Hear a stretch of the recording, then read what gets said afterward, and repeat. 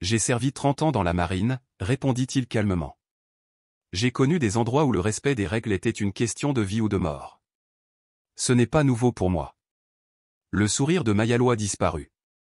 Alors, vous devriez savoir ce qui arrive quand les gens ne respectent pas le protocole. Reculez. Vous ne pouvez pas entrer. Elisha serra plus fort le dossier mais n'éleva pas la voix. Je ne suis pas venu pour mendier. Je suis venu pour témoigner. Le silence retomba dans le couloir. Quelques personnes levèrent les yeux des bancs. Une secrétaire, derrière le bureau, jeta un coup d'œil. Même l'air semblait suspendu. Mayalois serra la mâchoire.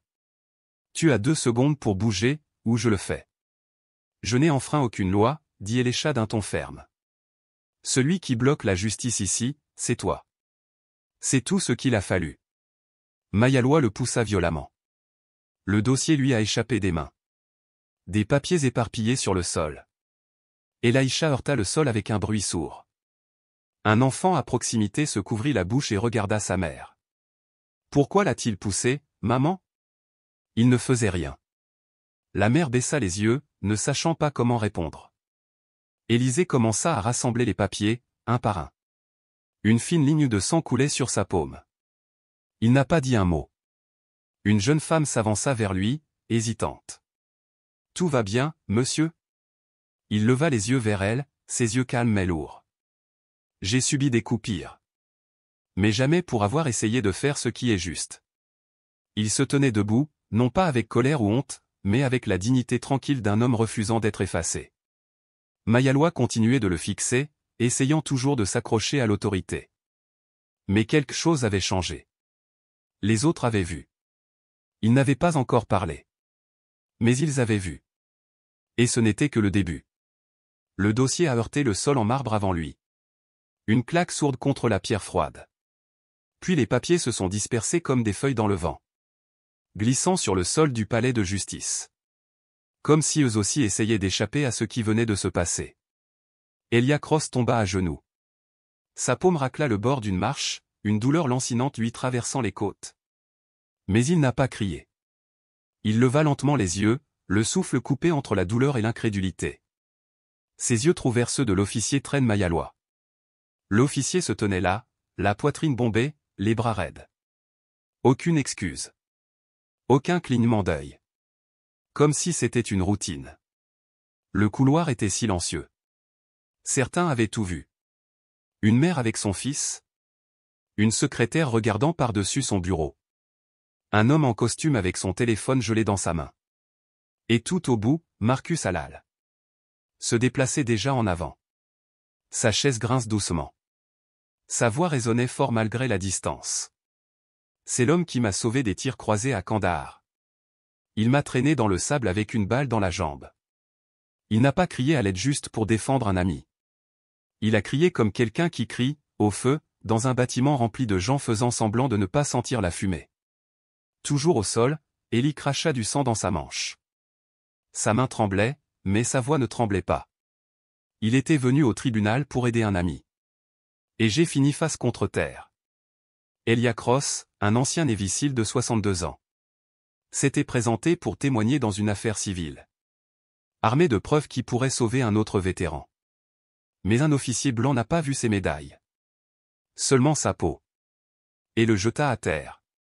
Devant une foule silencieuse. Et un juge qui n'a rien dit. Élisée se releva, ensanglanté, humilié, mais ferme. Pourquoi un héros décoré a-t-il été traité comme un criminel? Dans le même pays qu'il avait risqué sa vie pour protéger? Si cela vous a fait réfléchir. N'oubliez pas de suivre la page de Monsieur Mac pour plus d'histoires vraies qui secouent l'âme. Revenons à cette salle d'audience de Birmingham. Eli Cross ne semblait pas être une menace. Il avait 62 ans, était noir et vêtu d'un simple manteau gris. Pas d'uniforme. Pas d'insigne. Juste un homme tranquille tenant un dossier en cuir usé. Parcourant les couloirs du palais de justice du comté de Jefferson. Avec un dos droit et des pas fermes. Mais ses yeux racontaient une histoire différente. L'une des batailles menées à l'étranger. Et sur son propre sol. Il n'était pas là pour lui-même. Il est venu témoigner pour son vieil ami, Marcus Hale. Un autre vétéran, un amputé. La ville lui a refusé des prestations d'invalidité sans aucune explication. Ellie portait la preuve. Des documents qui pourraient changer l'issue de l'affaire. Alors qu'il s'approchait de la salle d'audience de B. Une silhouette en uniforme lui bloquait le passage. L'officier Tren Mayalois se tenait dans l'embrasure de la porte. Les bras croisés, un badge brillant bien trop fort sur sa poitrine blanche. Il avait l'air d'avoir une trentaine d'années. Avec la position de quelqu'un qui croyait que l'uniforme lui donnait le droit. Pour décider qui en faisait partie et qui n'en faisait pas partie. Mayalois le regarda de haut en bas. Lentement. Tu es sûr d'être au bon endroit. Pas curieux, mais moqueur. Ellie hocha calmement la tête. J'ai été appelé à témoigner dans l'affaire Hale. Ces documents sont destinés au tribunal. Mayalois jeta un coup d'œil au dossier mais ne le prit pas. Ses yeux se rétrécirent. Tu es venu seul? Sans avocat? Ils ne m'ont pas demandé d'en apporter un, répondit Ellie. Je ne suis qu'un témoin, pas une partie dans l'affaire. Mayalois laissa échapper un rire sec et court. Bien sûr. La plupart des témoins ne se présentent pas avec l'air de payer une amende de stationnement. Élisée ne réagit pas. Je dois juste donner ceci au greffier avant l'audience. Mayalois s'avança, bloquant délibérément le passage. Sa voix devint froide. Tu peux me le confier. Je veillerai à ce qu'il arrive quelque part. La voix d'Ellie resta ferme. Avec tout le respect que je vous dois, monsieur l'agent, ce sont des dossiers médicaux certifiés. J'ai reçu l'ordre de les livrer en personne. Mayalois pencha la tête. Tu dis ça comme si ça voulait dire quelque chose. C'est vrai, répondit Elia en soutenant son regard. Écoute, dit Mayalois, la voix plus aiguë maintenant. Si vous voulez que les gens vous prennent au sérieux. Commencez à ressembler à quelqu'un qui appartient à un palais de justice. Tu peux me faire tomber, répondit Ellie. Mais je me relèverai quand même. Mayalois ouvrit la bouche pour répondre. Mais un bruit l'interrompit. Maman, pourquoi ce policier lui fait-il du mal? Tout le monde s'est retourné. Un garçon, pas plus âgé que 7 ou 8 ans. S'accrochait au manteau de sa mère. Ses yeux étaient écarquillés. Ses poings se serrèrent. Il n'a pas pleuré, il avait juste l'air confus. Sa mère n'a pas répondu. Elle baissa la tête. Comme s'il espérait que le moment passerait sans avoir besoin d'expliquer. Mais le moment n'est pas passé. Cela s'est approfondi. Un murmure se répandit dans le couloir bas, inconfortable, indéniable. Ce genre de silence qui donne aux gens l'impression que quelqu'un devrait dire quelque chose. Mais personne ne veut être le premier. Puis le juge est entré. Robert Langlais, grand, cheveux blancs, vêtu d'une robe qui semblait intacte. Il franchit le seuil et jeta un rapide coup d'œil dans le couloir. Je n'ai rien dit à propos de l'homme sur le sol. Rien à propos du sang.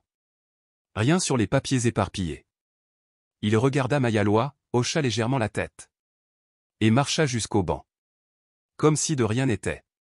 Comme si le système lui-même avait choisi de ne pas voir. Ellie appuya sa main contre le mur et commença à se lever. Lent. Douloureux. Chaque muscle protestait. Mais son orgueil refusait de le laisser tomber. Une goutte de sang coula du coin de sa bouche. Ses yeux restèrent concentrés. Une jeune secrétaire s'est approchée. Elle s'agenouilla et commença à rassembler les papiers. Ses mains tremblaient. Ellie la regarda et dit doucement. Merci. Elle n'a pas répondu, elle a juste continué à les ramasser. Comme si les toucher la faisait participer à une vérité inconfortable. Mayalois s'écarta. Mais son visage restait dur. Il considérait toujours Ellie comme une nuisance. Pas comme un homme qui avait donné sa vie au même pays qu'il prétendait tous deux servir. Ellie se leva. Je saigne encore. Je tiens toujours ce dossier, comme une arme qui n'a pas besoin de balles. Il s'est dirigé vers la salle d'audience. Cette fois, personne ne l'a arrêté. Non pas parce qu'ils lui ont permis, mais parce que quelque chose avait changé. Tout le monde dans ce couloir ne se souviendrait pas de son nom. Mais il se souviendrait de la façon dont il s'est relevé. Pas de rage. Pas dans la défaite. Mais comme un homme qui a refusé de disparaître. Et d'une certaine manière. C'était plus puissant que n'importe quelle protestation. C'était une sorte de résistance silencieuse. Forgée dans de longues guerres. Et des silences encore plus longs. Depuis la troisième rangée. Une jeune femme le regardait. Son téléphone reposait juste à l'intérieur de la manche de son manteau. Jackson, étudiant en droit, assistait pour la première fois à un procès civil en personne. Son professeur lui avait promis une expérience enrichissante. Il ne s'attendait pas à assister à un procès qui ressemblait moins à une procédure judiciaire qu'à une mise au jour. Ses mains tremblaient, mais il maintenait le téléphone, enregistrant sans le lever. Ses yeux brillaient. Elle ne pleurait pas, ou du moins pas exactement, mais quelque chose en elle avait craqué. Ce qui s'était déversé n'était pas de la pitié. C'était de la reconnaissance. Puis une voix retentit. « Assieds-toi, mon garçon. » L'agent Trenmalois ne cria pas. Il n'en avait pas besoin. Sa façon de le dire glaça l'atmosphère. L'insulte n'était pas dans le mot, mais dans le ton. Ce même ton que le grand-père de Maya avait décrit dans ses récits du Sud, celui des hommes en uniforme qui croyaient que le pouvoir venait de l'insigne et du fusil, et non de l'intégrité. Elia resta immobile une seconde. Puis il leva lentement les yeux, non pas avec colère, mais avec une patience silencieuse qui rendit l'insulte encore plus forte. Il ne parla pas. Il ne broncha pas. Il tourna simplement la page, comme si Malois n'avait rien dit. Ce silence résonna dans la salle d'audience. Personne ne bougea. Personne n'éleva la voix. Personne ne partit. Certains s'agitèrent, mal à l'aise, sur leur siège. Quelques-uns détournèrent le regard. D'autres fixèrent droit devant eux, le visage vide, comme des statues dressées à ne pas voir. Au fond, un homme, un bloc-notes à la main, griffonnait quelque chose. On ne savait pas s'il parlait de l'affaire ou du moment qui se déroulait sous ses yeux. Un enfant, le même garçon qui avait posé une question à sa mère plus tôt, murmura à nouveau « Maman, pourquoi saignait-il » Sa mère le fit taire doucement, en posant sa main sur sa tête, mais ses yeux restèrent fixés sur le banc. Silence. Ce qui remplissait cette pièce, ce n'était pas la paix, c'était la capitulation. Un accord tacite, c'est ainsi que les choses fonctionnent. Qu'un noir pouvait être jeté à terre simplement pour avoir témoigné, et que le seul bruit qui suivrait serait un froissement de papier et le sourire d'un policier. Mais Maya l'a vu. Et elle l'a enregistré. Et sa main ne cessait de trembler. Elle y a pris la dernière page et la glissa dans le dossier. Elle n'était plus nette. Les coins étaient pliés. Une petite tache de sang s'était répandue en haut, là où sa lèvre avait saigné. Pourtant, il la pressa contre sa poitrine comme si elle signifiait quelque chose parce que c'était le cas. Il se redressa de toute sa hauteur, sans brusquerie ni éclat, mais avec une assurance qui ne demandait pas l'attention, sans pour autant s'incliner. Il ne regarda pas Malois. Il n'en avait pas besoin. Car à cet instant, tous ceux qui étaient présents dans la pièce savaient ce qu'ils avaient vu, même s'ils faisaient semblant de l'ignorer. Et pourtant, personne ne bougeait. La salle d'audience retenait son souffle. Pas le genre de silence qui apaise, mais celui qui épaissit l'atmosphère. Tous les regards avaient suivi le mouvement, la voix, la chute, et maintenant ils voyaient un homme se lever. Pas seulement Ellie.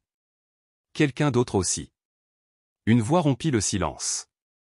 Ferme, usé par l'âge, indéniablement autoritaire. Le nom de cet homme était Elia Cross. Les têtes se tournèrent. Un homme blanc, plus âgé, assis au deuxième rang, s'était levé. Il était grand, large d'épaules malgré son âge, vêtu d'un costume gris foncé avec un petit pins représentant le drapeau américain au revers. Son regard d'acier se posa d'abord sur le banc du juge, puis sur l'homme toujours au sol. Il dirigeait l'équipe SEAL6 à Kandahar. Il a porté 3 blessés sur son dos sous le feu ennemi. J'étais l'un d'eux. Il s'arrêta. Je suis Robert Langlais. Général à la retraite. Un nom toujours respecté dans les milieux militaires. Un homme dont le service avait valu de multiples décorations. Un homme qui ne parlait que lorsque cela comptait et maintenant, il avait parlé. Malois serra les mâchoires. Son sourire habituel avait disparu. Il se tourna, hésitant entre l'Anglais, Elia ou la juge, toujours figé sur sa chaise, son marteau intact.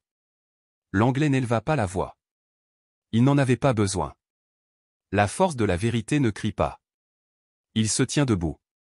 Elia Cross, a-t-il poursuivi, n'a pas besoin d'uniforme pour mériter le respect. Il l'a gagné haut par le sang et le silence. Et il n'a jamais demandé d'applaudissements. L'Anglais s'avança lentement, arborant la dignité d'homme ayant enterré des amis en terre étrangère. Puis, sans un mot, il s'arrêta à 1 mètre devant Elia et leva la main droite dans un salut militaire impeccable. La pièce a cessé de respirer. Elia leva les yeux une seconde. Une lueur de douleur traversa ses yeux non pas à cause du coup reçu, mais à cause du poids d'être reconnu pour quelque chose qu'il n'avait jamais voulu utiliser comme bouclier. Il n'était pas venu en soldat. Il était venu en témoin non pas pour revivre un champ de bataille, mais pour se tenir aux côtés d'un ami. De l'autre côté de l'allée, Marcus Hale serrait le volant de son fauteuil. Sa main tremblait. Sa voix se brisa lorsqu'il se pencha vers Maya et murmura « Il n'en a jamais parlé à personne. Même pas à moi. » Maya s'essuya la joue avant qu'une larme ne coule sur son téléphone. La caméra continuait d'enregistrer. Mais maintenant, sa mise au point avait complètement changé. Ce qu'il capturait n'était plus seulement l'injustice. C'était une rupture dans l'âme du système. Un moment où la vérité est entrée, saignante et silencieuse, et quelqu'un a finalement osé la nommer. À l'arrière, un vétéran du Vietnam, sa casquette de prisonnier de guerre décolorée par l'âge, hochait lentement la tête, les lèvres serrées. Une femme en tenue de bureau baissa les yeux, s'ajustant à son siège, réalisant peut-être qu'elle aussi était restée silencieuse trop longtemps. Mais le juge n'a rien dit. L'Anglais baissa son bras et se tourna vers la salle d'audience. « Vous voulez parler de dignité dans cette salle » dit-il fermement.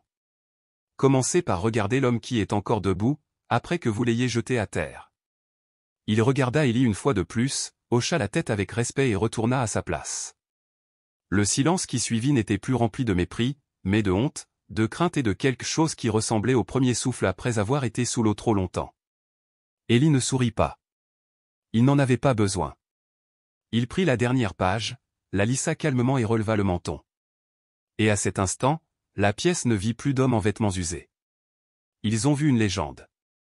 Un homme qui n'avait jamais demandé à être vu de cette façon, mais dont le nom résonnait désormais dans tous les coins de cette salle d'audience. Le lendemain matin, Maya Jackson était assise seule dans sa chambre, l'écran de son ordinateur portable ouvert sur la page de téléchargement des vidéos. Ses doigts hésitaient sur le pavé tactile. Elle n'avait rien édité. Pas de sous-titres. Pas de musique. Juste la vérité crue de ce dont elle avait été témoin, Elia Cross jetée au sol, le silence qui avait suivi et le salut qui l'avait brisé. Elle murmura quelque chose pour elle-même, comme si elle priait, et cliqua sur « Publier ». En moins d'une heure, son téléphone n'arrêtait pas de vibrer. À midi, la vidéo avait plus d'1 million de vues. À la tombée de la nuit, ce nombre avait doublé. Les commentaires ont afflué de tout le pays. Certains étaient incrédules. D'autres furieux. Beaucoup ne répétaient que 2 mots. Je me souviens. Les gros titres sont arrivés rapidement, rivalisant sur les réseaux sociaux et dans les médias. Un héros de guerre agressé au tribunal. Un vétéran des forces spéciales réduit au silence. Un soldat décoré descendu en silence. Personne ne l'a dit ouvertement. Mais tout le monde savait ce qui se cachait derrière. Il ne s'agissait pas seulement d'un homme. Un homme gisait sur le sol. Ce qui s'était passé ne concernait pas seulement ce qu'il avait fait, mais aussi qui il était et pourquoi il l'avait traité de cette façon dès le début. Marcus Hale, encore sous le choc après avoir vu son ami tomber, a accepté de parler à un journaliste local. Assis dans son petit appartement, médailles accrochées au mur derrière lui, sa voix était douce mais assurée. Les États-Unis l'ont qualifié de soldat fantôme, a-t-il déclaré. Il a fait des missions dont personne ne voulait parler. Et maintenant, ils veulent l'effacer. Le silence qui suivit pesa plus que n'importe quel mot. À la fin de la journée, des vétérans de tout le pays ont commencé à s'exprimer, certains en fauteuil roulant, d'autres encore en uniforme. Certains pleuraient en parlant. Ils ne parlaient pas seulement d'Elia, mais aussi de l'effacement silencieux que tant d'entre eux avaient ressenti. Un homme qui avait sauvé des vies, qui avait porté d'autres personnes sous le feu ennemi sans jamais rien demander en retour, était traité comme un intrus dans une salle d'audience où il avait parfaitement le droit d'être. Un hashtag est apparu, sans prévenir. Quelqu'un l'a tapé à la fin d'un commentaire. Ce soir-là, il était partout. Hashtag soutenez Ellie. Maya s'adossa à sa chaise, regardant les chiffres grimper. Elle vit les présentateurs de journaux télévisés lutter pour garder leur sang-froid en lisant les gros titres. Elle vit d'anciens compagnons de guerre envoyer des vidéos, des photos et des lettres manuscrites. Certains ont parlé directement d'Ellie. D'autres ont partagé leurs propres histoires, oubliées et enfouies sous des années de silence. Un clip vidéo en particulier est devenu viral. Un vétéran aux cheveux argentés, les mains tremblantes, brandissait une photo décolorée de 4 hommes en uniforme. Il désignait celui du fond. « Il m'a sauvé la vie à 2 reprises », a-t-il déclaré. Une fois en Afghanistan, et une fois hier, lorsqu'il m'a rappelé que le silence ne fait qu'aider l'oppresseur. Mais au milieu de la tempête, Eli Cross n'a pas dit un mot. Il n'a pas tenu de conférence de presse. Il n'a pas publié de déclaration. Il n'a même pas posté une seule ligne sur les réseaux sociaux. Il venait de rentrer à Birmingham et s'assit sur les marches de l'appartement de Marcus, tenant le dossier froissé de papier qu'il avait ramassé sur le sol de la salle d'audience. Et pourtant, à travers le pays, ce silence parlait plus fort que n'importe quel discours. Les journalistes ont commenté. Les militants ont défilé. Même certains hommes politiques ont, avec prudence, réclamé des enquêtes. Mais Eli resta silencieux. Parce que ce n'était pas à propos de lui. Pas entièrement. Il s'agissait de ce qui se passe lorsqu'un système oublie qui il a été conçu pour protéger. Une animatrice de radio de Chicago a terminé son émission du soir avec une voix brisée par l'émotion. Peut-être qu'Eli n'a pas besoin de dire un mot, dit-elle. Parce que, finalement, le pays parle pour lui. Et quelque part à Birmingham, loin des caméras et de la presse, Elia Cross a regardé un enfant passer à vélo, agitant un petit drapeau avec 3 mots écrits au marqueur. Soutenez Eli. Il pensait que le silence le protégerait. Mais ce silence était devenu trop fort pour être ignoré. Le lendemain matin, les marches du palais de justice du centre-ville de Birmingham n'étaient plus vides. Des vétérans en uniformes usés et des civils tenant des pancartes faites à la main se tenaient côte à côte dans la lumière matinale. À l'avant de la foule se trouvait Marcus Hale, toujours dans son fauteuil roulant, une casquette de la marine sur le front. Il a levé une pancarte au-dessus de sa tête. D'une écriture tremblante mais ferme, on pouvait y lire « Il s'est battu pour toi ». À midi, les médias étaient arrivés. Les flashs des appareils photo ont brillé. La foule grossissait d'heure en heure. À l'intérieur du palais de justice, l'agent Trent Malois a continué à travailler. Son badge brillait comme si de rien n'était. Ses bottes résonnaient sur le sol en marbre avec la même foulée assurée. Mais les yeux autour de lui n'étaient plus les mêmes. Certains détournaient le regard. D'autres rétrécissaient. La pression montait. La division des affaires internes de Birmingham a discrètement ouvert une enquête sur la conduite de Malois, poussée par l'indignation croissante du public. Une fuite anonyme a rapidement révélé que Malois avait fait l'objet d'au moins 5 plaintes antérieures aux discriminations raciales, usage excessif de la force toutes rejetées sans audience. Maintenant, ces fichiers apparaissaient dans les informations nationales. Elia Cross est revenu au tribunal le lendemain. Cette fois, il était assis au dernier rang. Pas de lumière. Aucune déclaration. Juste une présence silencieuse. Sa posture était droite. Les mains reposaient sur un manteau plié. Les yeux en alerte. Maya Jackson fut la première à le remarquer. Elle était également revenue, non pas en tant qu'étudiante en droit, mais en tant que témoin de quelque chose de plus grand que le droit écrit. Le feu dans sa poitrine n'était pas éteint. Elle se glissa à côté de lui, hésitant à parler. Elle n'en avait pas besoin. De l'arrière, la salle d'audience avait la même apparence. Le juge Adli est resté calme. Le visage de l'huissier est indéchiffrable. Malois se tenait à nouveau près de la porte, bien que ses regards soient désormais plus prudents, moins provocateurs. Marcus s'est présenté à la barre des témoins. Sa voix était lente, usée par l'âge et la douleur. J'ai perdu ma jambe à Kandahar, a-t-il déclaré en s'adressant au jury. L'homme qui m'a sauvé est assis juste là. Il désigna doucement, mais avec détermination, Eli au dernier rang. Elia Cross n'a pas demandé de reconnaissance. Il n'est pas venu pour être reconnaissant. Mais si la loi n'écoute pas un héros de guerre, alors qui écoute-t-elle? La salle d'audience était figée. Un garçon dans la galerie tirait sur la manche de sa mère. « Maman, murmura-t-il, pourquoi la police lui a-t-elle fait du mal s'il est un héros? » Elle n'a pas répondu. Ses yeux étaient pleins de larmes. À l'extérieur, la protestation ne cessait de grandir. Drapeau flottant. Des slogans ont surgi, non pas par colère, mais avec détermination.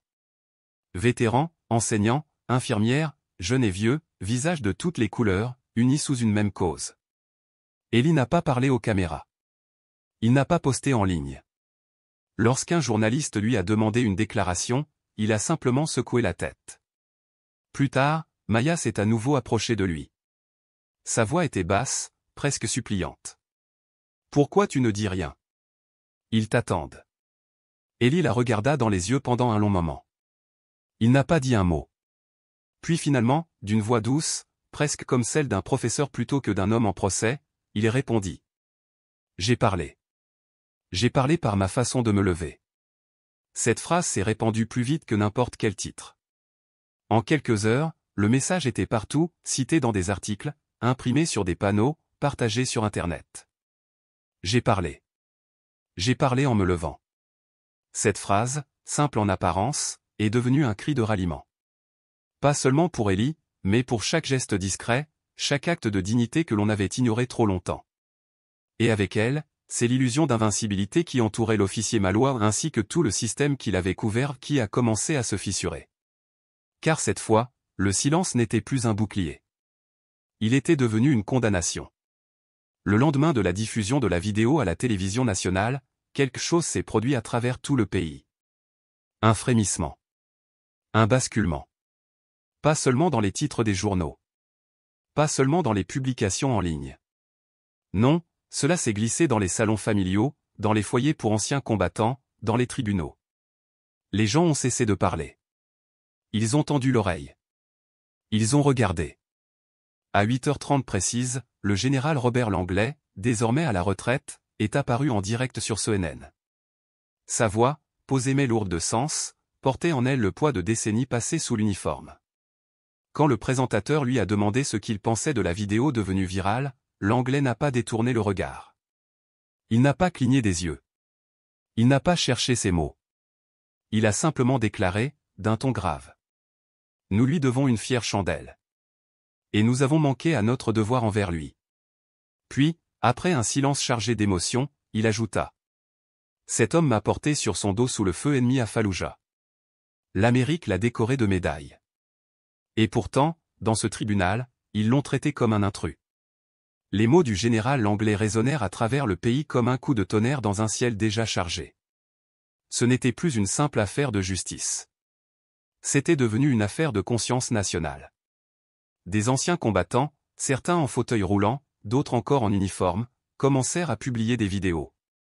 Leur voix tremblait parfois, non de peur, mais de mémoire. Ils ne parlaient pas seulement d'Ellie, ils parlaient du silence. De celui qu'on leur avait imposé. De celui qu'ils avaient appris à porter. Un homme raconta comment Ellie l'avait extrait d'un véhicule en flammes. Un autre, la façon dont il l'avait aidé à survivre à une embuscade en Afghanistan. Tous disaient la même chose, Ellie ne demandait rien en retour. Il agissait, parce que c'était juste. Et maintenant, ce même homme, cet homme qui avait risqué sa vie sans jamais chercher la lumière, était traîné devant un tribunal, regardé comme un intrus.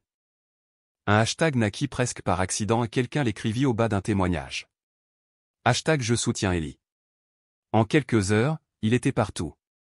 Sur les pancartes. Dans les stories. Sur les visages des jeunes et des anciens.